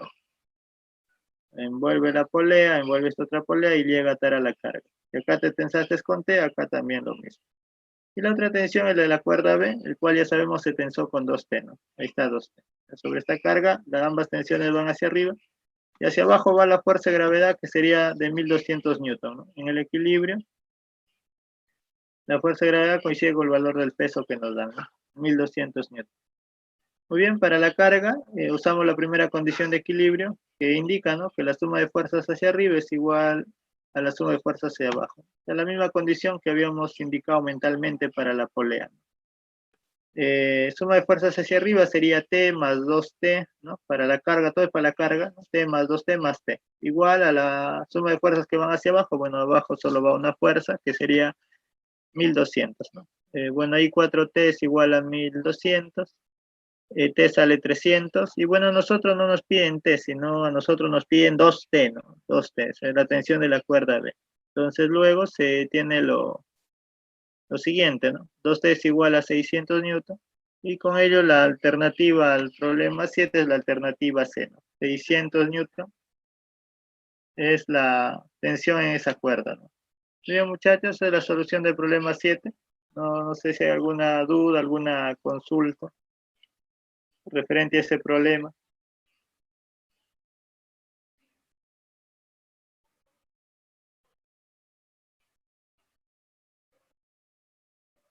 ¿Todo claro, muchachos, referente al problema 7? Sí, profe. Sí, está claro, muy bien, excelente. Pueden tomar captura de pantalla entonces de la solución. Es importante, muchachos, que cuando ustedes resuelven un problema de estática, grafiquen bien las fuerzas, ¿no? Grafiquen bien la fuerza. O sea, un buen diagrama de fuerzas, los problemas se resuelven, ¿no? Un buen diagrama de fuerzas ayuda bastante. Muy bien. Vamos a pasar al problema número 8. A ver, el problema 8 plantea lo siguiente. Sobre una superficie horizontal está situado un objeto de 20 kilogramos de masa y se observa que para ponerlo en movimiento debe actuar una fuerza de 80 newton. Muy bien. A ver, en este problema 8 nos plantean lo siguiente, ¿no? Se tiene un objeto de 20 kilogramos, dice, ¿no? Vamos a darle idea. Un objeto de masa M, ¿no? Lo voy a ver de forma general. Tenemos un cuerpo de masa M, ¿no? Cuando tenemos nosotros objetos, ¿no?, sobre una superficie horizontal, cuando ustedes aplican fuerzas, existe la probabilidad, ¿no?, que al aplicar la fuerza el cuerpo no se mueva, ¿no? Pues existe la probabilidad, ¿no? Por ejemplo, ustedes tal vez tienen en su casa un pupitre, ¿no? Y si lo aplican una determinada fuerza, tal vez no logren moverlo. Entonces comienzan a aumentar la fuerza y después lo mueven, ¿no? Entonces, en este problema más o menos nos inducen a ello, ¿no? O sea, se tiene un cuerpo, ¿no?, de 20 kilogramos y se dice que para ponerlo en movimiento se debe actuar una fuerza de 80 newton. O sea, yo entiendo que hacen referencia a la fuerza mínima, ¿no?, para ponerlo en movimiento, ¿no? Yo lo entiendo así, ¿no? O sea, tengo un bloque y para poderlo mover debo aplicar como mínimo 80 newton, ¿no? O sea, ese es el mínimo de valor de fuerza. Cualquier fuerza mayor a 80 lo mueve el cuerpo sin ninguna dificultad. Después dice lo siguiente, ¿no? Mientras que si el objeto está en movimiento, solamente dice debe actuar una fuerza de 40 newton para mantenerlo con velocidad constante, o sea, con MR1. Determine los valores de los coeficientes de rozamiento estático y rozamiento cinético, ¿no?, respectivamente. Muy bien. Bueno, en nuestro resumen no habíamos recordado nada referente a la fuerza de rozamiento, entonces acá lo vamos a indicar así de manera puntual. Nosotros tenemos un objeto sobre una superficie horizontal en reposo, ¿no? Si está en reposo, la rapidez, muchachos, es 0. Lo que vamos a hacer es analizar distintas situaciones sobre el objeto, sobre distintas situaciones, ¿de acuerdo?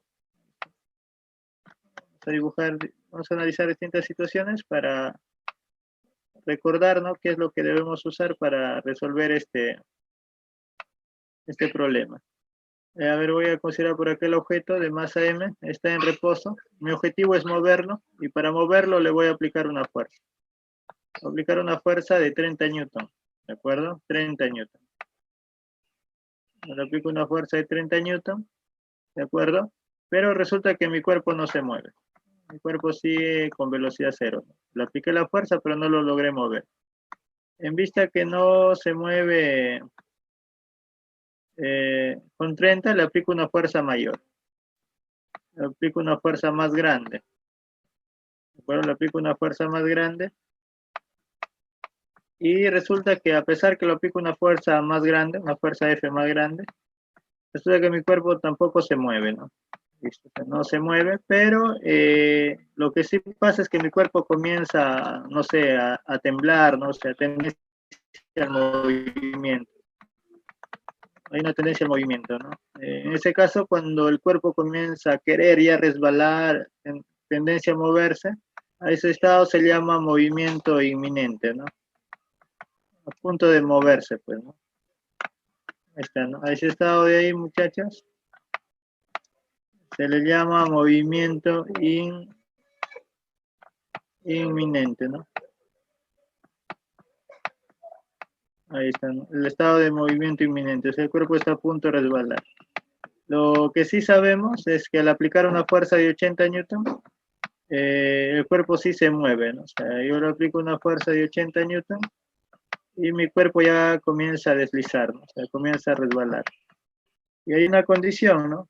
Para poderlo mantener a velocidad constante, o sea, que experimente un MRU, solo me basta aplicarle 40 newton, ¿no? Esta es la condición. Entonces, muchachos, ¿qué es lo que sucede en sí?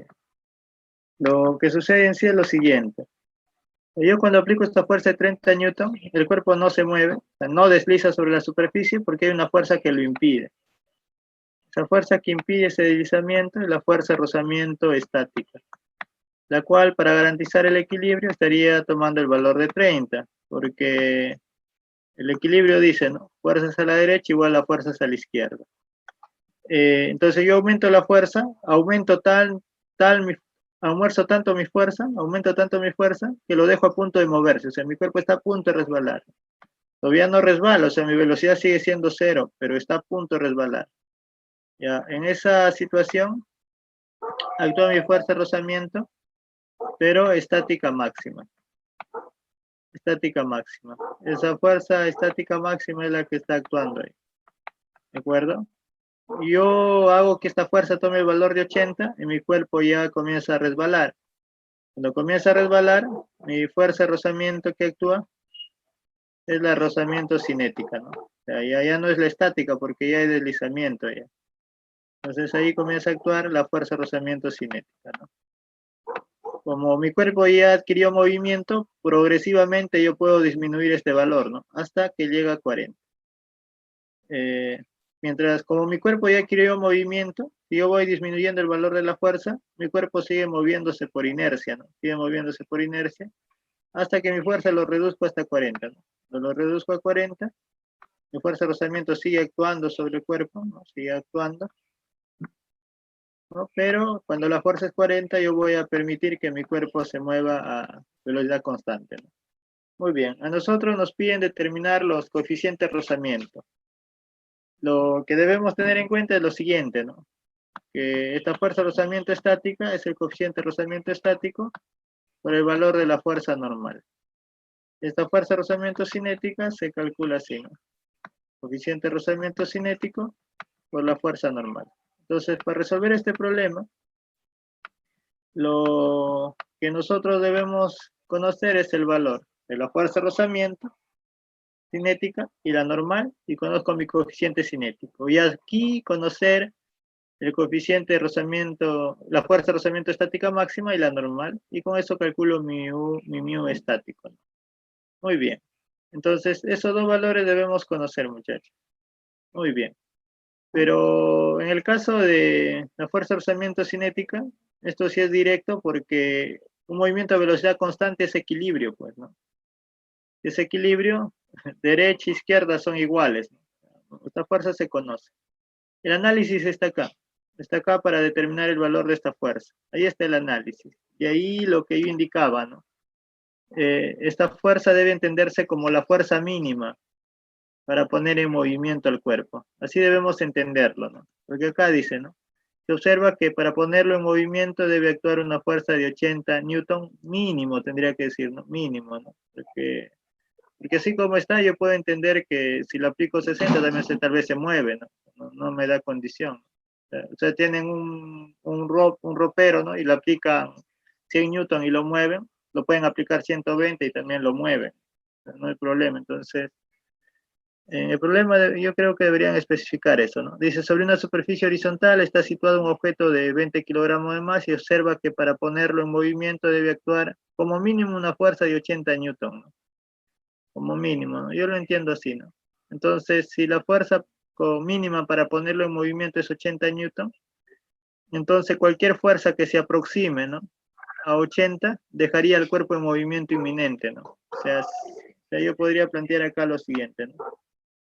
Entonces acá, bueno, acá por el equilibrio, para el equilibrio yo sé que F es igual a la estática máxima, ¿no? Yo sé por el equilibrio, ¿no? Y bueno, como F es la fuerza mínima para ponerlo en movimiento, entonces cualquier fuerza que se aproxime a 80 deja el cuerpo en movimiento inminente, ¿no? Cualquier fuerza que se aproxime a 80. O sea, yo voy a hacer que esta fuerza, F, sea aproximadamente a 80, ¿no? Sea aproximadamente igual a 80, ¿no? Y con ello ya conocemos, pues, ¿no?, nuestra fuerza de rozamiento estática máxima y la cinética que habíamos indicado es 40, ¿no? 40 por el equilibrio, ¿no? Lo que tendríamos que hacer solo es calcular la normal, ¿no? Y el problema se resuelve, ¿no? Muy bien. Entonces, nuestra fuerza, muchachos, sí o sí, para dejarlo en movimiento inminente debe aproximarse a 80, porque 80 es la fuerza mínima para ponerlo en movimiento, ¿no? O sea, si F debe aproximarse a 80. Puede ser 70, 79,99, ¿no? No sé, lo más próximo a 80 para dejarlo en movimiento inminente, ¿no? Porque cuando llegas a 80 ya te mueves, ¿no? Después, valores como 70, 60, 50 no lo van a mover, ¿de acuerdo? Eso hay que tener en cuenta, ¿no? Entonces, más o menos esa es la idea de la solución, ¿no? Pero pueden tomar captura de esta parte, muchachos. Lo voy a borrar para ahora sí ya indicar la solución, ¿no? Porque he hecho esto previo, he hecho este análisis previo porque en realidad en la solución lo han planteado directo, ¿no? Por eso que he hecho ese análisis previo. Muy bien. Antes de borrar, muchachos, ¿alguna duda referente al análisis? Lo resumo así rapidito, ¿no? Cuando nosotros tenemos un objeto en reposo, para poderlo mover, nuestro cuerpo primero debe llegar a su estado de movimiento inminente. Eso es lo primero, ¿no? O sea, tienes el cuerpo en reposo, comienzas a hacer que actúen fuerzas y vas aumentando esa fuerza de manera progresiva hasta dejarlo en movimiento inminente. Ya, cuando el cuerpo esté en movimiento inminente, el cuerpo va a tener ya condiciones para moverse, ¿no? Esta fuerza aumenta un poquito más y el cuerpo ya se mueve. Cuando el cuerpo ya desliza, o sea, cuando el cuerpo ya tiene movimiento, esta fuerza de rozamiento no desaparece, ¿no?, sino que cambia su valor nada más. Y ahora se llama fuerza de rozamiento cinética, ¿no? Eso es cuando ya el cuerpo desliza, ¿no? Pero previamente tienes que haber superado esta fuerza. Previamente tienes que haber superado esta fuerza, ¿no? Luego que superamos esa fuerza de rozamiento estática máxima, el cuerpo comienza a deslizar y la fuerza de rozamiento que actúa es la cinética, ¿no? Eso es en resumen. Muy bien. Teniendo en cuenta ello, muchachos, ahora sí vamos a indicar la solución de este problema, ¿no? Pero borro esto de ahí. Y lo que tenemos es lo siguiente, ¿no? Tenemos el bloque en estado de reposo, se le actúa esa fuerza de 80 newton. Habíamos indicado que por esa fuerza actúa la fuerza de rozamiento estática máxima, ¿no? Esta fuerza hace que el bloque tenga tendencia a deslizar a la derecha. Esta fuerza de rozamiento estática impide, por lo que va a la izquierda, ¿no? Sobre el bloque está la fuerza de gravedad, que debe ser 200 newton, y perpendicular a las superficies en contacto está la fuerza normal. Para el equilibrio, la suma de fuerzas que van hacia arriba es igual a las que van hacia abajo, razón por la cual la normal vale 200, ¿no? La fuerza de rozamiento estática máxima debe igualarse a esa fuerza de 80 newton también, por el equilibrio, así que la fuerza estática máxima es 80. Después recordar que la fuerza estática máxima es el mío estático por la normal, ¿no? Bueno, ya se conoce tanto la normal como la estática, ¿no? Reemplazamos, ¿no? Módulo de la fuerza de rozamiento estático 80, el coeficiente de rozamiento μs, la fuerza normal tiene un módulo de 200, ¿no? El coeficiente de rozamiento estático es 0,4. El otro caso es cuando el cuerpo ya desliza, se presenta movimiento, pero la fuerza que debemos aplicar ahí es de 40 newton, opuesta al deslizamiento, la fuerza de rozamiento cinética. Y bueno, sobre el cuerpo está la fuerza de gravedad, vertical hacia arriba está la normal. Como es un MRU, porque el movimiento es a velocidad constante, esa es la condición del problema, este es un MRU, es un estado de equilibrio, ¿no? Así que lo que va hacia arriba es igual a lo que va hacia abajo, con ello la normal es 200, y lo que va a la derecha es igual a lo que va a la izquierda, ¿no? Con ello la fuerza de rozamiento cinética es 40. ¿De acuerdo? Se sabe entonces que esa fuerza de rozamiento cinética en un módulo es el coeficiente de rozamiento cinético por el módulo de la fuerza normal.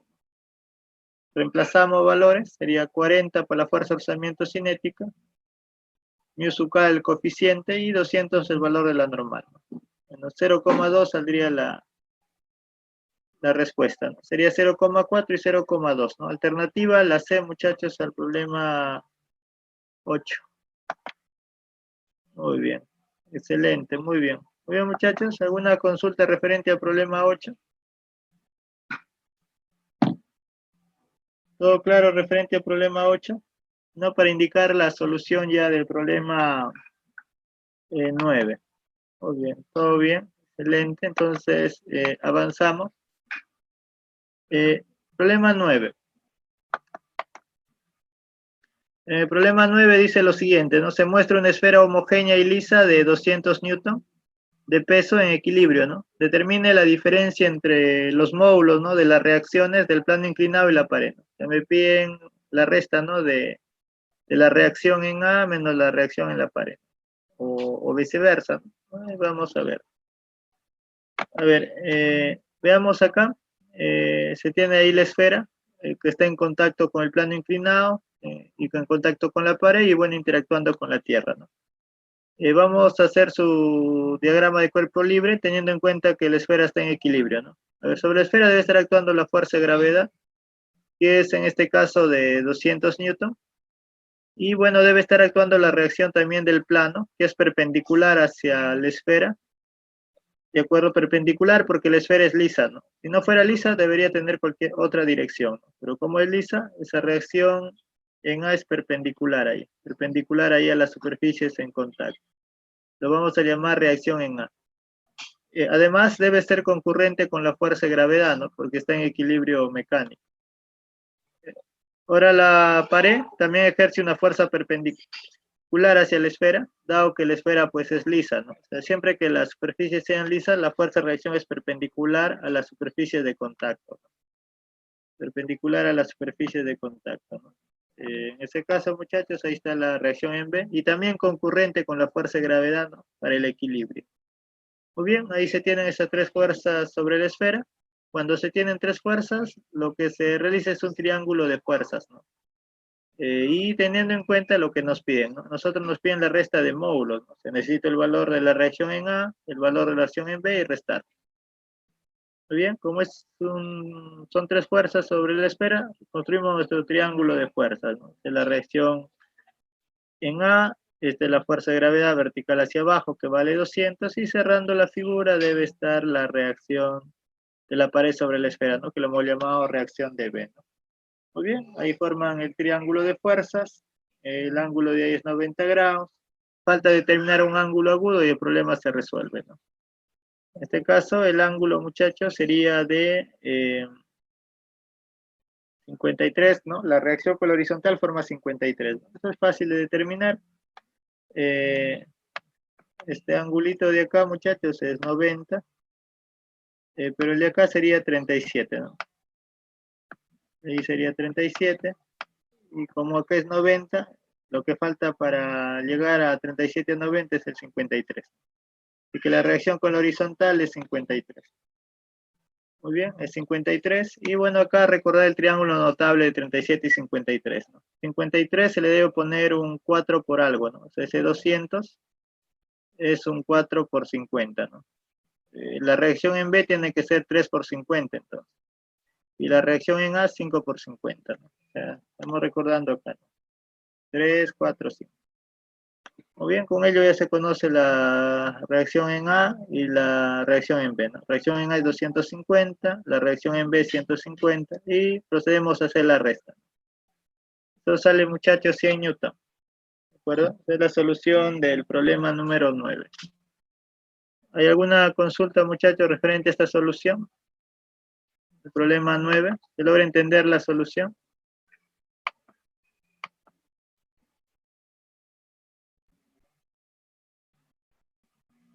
Sí, profe. ¿Sí se entiende? Muy bien, excelente. Entonces, muchachos, pasamos al último problema, ¿sí? El problema número 10. Problema número 10. A ver, veamos qué nos indican en el problema 10. Dice, en general, las rugosidades en la superficie de dos cuerpos dificultan el deslizamiento. Por ello, pueden estar en equilibrio mecánico. Si los bloques A y B son de 4 kilogramos cada uno y se encuentran en equilibrio, calcule el coeficiente de fricción estático entre el bloque A y el piso. Muy bien, a mí me piden el coeficiente de fricción estático entre el bloque A y el piso. O sea, para yo poder determinar el coeficiente de fricción entre el bloque A y el piso, si ese coeficiente de fricción estático, A debe estar a punto de resbalar, ¿no? Para que actúe la fuerza de rozamiento estática máxima. Si no, no hay forma, ¿no? De determinar ese coeficiente. Nos dicen que consideremos que el plano es liso, ¿no? Es este plano de acá. Bien, muchachos, vamos a proceder a hacer la solución. Nos piden el coeficiente de fricción estático entre el bloque A y el piso, ¿no? El mu sub S. Bueno, vamos a hacer el DCL de A.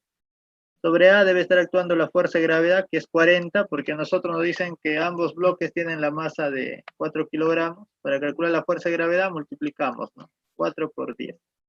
40 kilogramos, está la fuerza normal, está la fuerza de tensión. No olvidar que la tensión se dibuja hacia el corte, y lo que hace esta tensión es que el bloque tiende a deslizar a la derecha, ¿no?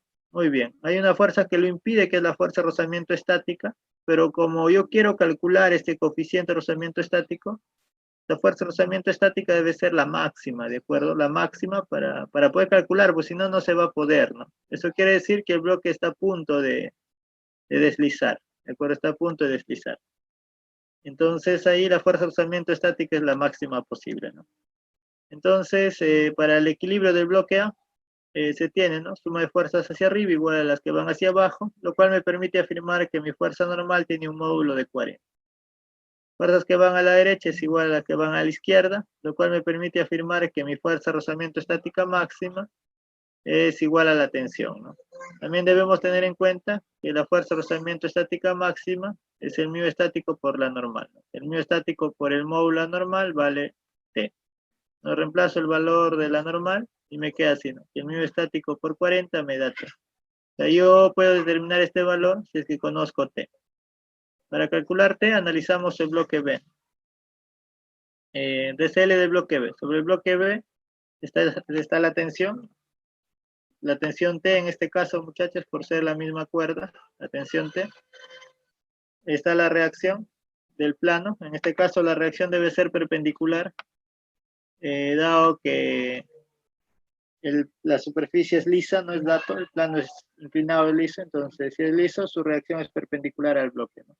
Ya sea el bloque liso o el plano liso, ambos pueden ser lisos o alguno de ellos, la reacción siempre va a ser perpendicular. La reacción por lo general suele dibujarse así, ¿no? Pero bueno, lo han dibujado acá en esta posición, en realidad no hay problema, ¿no? Es válido. Pero el bloque está la fuerza de gravedad que vale 40. Y bueno, eso serían las únicas fuerzas sobre el bloque, ¿no? El objetivo es hallar la tensión es paralela al plano. Lo que vamos a hacer es descomponer esta fuerza de gravedad, pues, en una componente perpendicular al plano, la otra componente paralela. Ahí está, ¿no? Esta es la descomposición, ¿no? Componente perpendicular al plano, esta componente es perpendicular al plano y esta componente es paralela, ¿no? Muy bien. Es necesario para la descomposición determinar uno de los ángulos, en este caso ese ángulo de ahí que es 60 grados, ¿no? Ese ángulo se determina de la siguiente manera, ¿no? O sea, ustedes prolongan la fuerza de gravedad, ¿no? Lo de acá es 90 grados, Lo de acá es 60, lo de acá tendría que ser 30. Necesariamente este es 60 porque todo es 90. Ahí está, ¿no? Después de recordar el triángulo de 30 y 60, ¿no? Ya lo voy a indicar. El triángulo de 30 y 60 relaciona de la siguiente manera, ¿no? Hipotenusa 2A. La hipotenusa es como 2, pues, ¿no? La hipotenusa es 2A. A y A raíz de 3, ¿no? Ahí está, ¿no? Y bueno, acá este debe ser el ángulo de 30, ¿no? Necesariamente el otro ángulo es de 60. Muy bien. Entonces, con ello tenemos que 60 se le debe poner esta mitad por raíz de 3, ¿no? O sea, el paralelo al plano es 20 raíz de 3 y bueno, el otro necesariamente 20. Muy bien. Para el bloque B planteamos el equilibrio.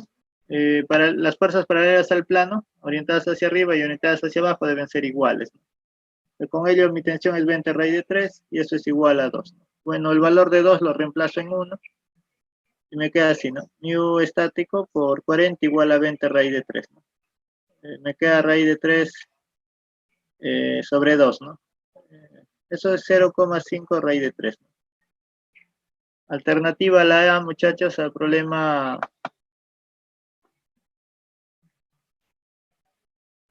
muchachos 10. ¿De acuerdo? Ahí está, ¿no? Esa es la solución del problema 10. No sé si hay alguna consulta. ¿Se entiende la solución? ¿Alguna duda? ¿Está claro?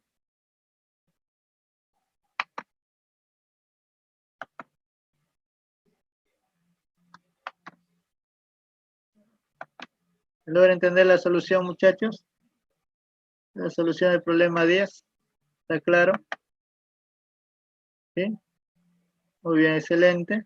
Entonces, muchachos, ahí nos estaríamos quedando. Esta es la solución, ¿no? El profesor que les iba a enseñar, bueno, ha tenido algunas dificultades, no suele pasar en esta situación, ¿no? Las disculpas del caso, ¿no? Esta parte. Y personalmente les recomiendo, muchachos, que vuelvan a resolver ya el examen. A resolver el examen sin mirar la solución, ¿no? Y míranse su tiempo, ¿no? Resuélvanlo, se van a familiarizar con los métodos de solución y después pasan a las domiciliarias, ¿no? Ya, ustedes resolviendo este examen nuevamente, ustedes, ¿no? Solos, ¿no? Ya sabiendo en qué se han confundido, ¿no? Ya pueden volverlo a resolver, ¿no? Y ahí pasan a las domiciliarias, ¿no? Eso les va a ayudar bastante, ¿no? O sea, practicar ayuda bastante. Muy bien, eso sería todo, muchachos. Ahí nos quedamos. Hasta luego. Estudien bastante, ¿sí?